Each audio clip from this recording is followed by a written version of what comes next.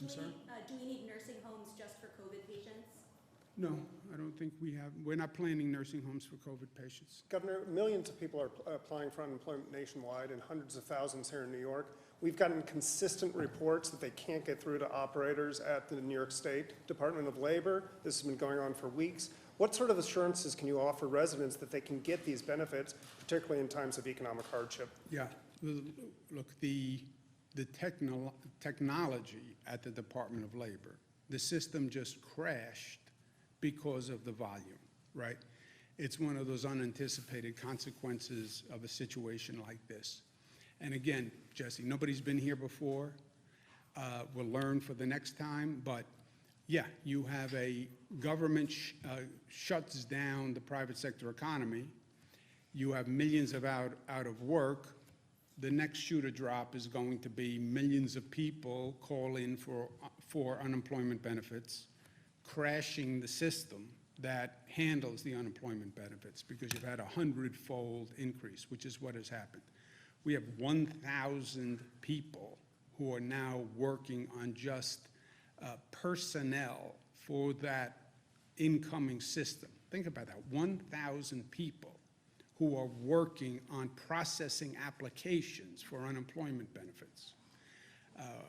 That was like the number we used to get of applicants. Now we have 1,000 people processing applications. We're working with Google to come up with an online mechanism that bypasses any phone certification. The phone certification was important because you want to make sure that people who are applying are also qualified.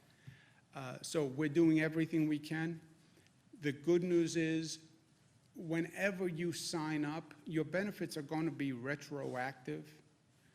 You will not have received the check. I get that, and that's causing anxiety. But it's not like you're not going to get the same benefit because you didn't get through on Monday and you didn't get through until Thursday.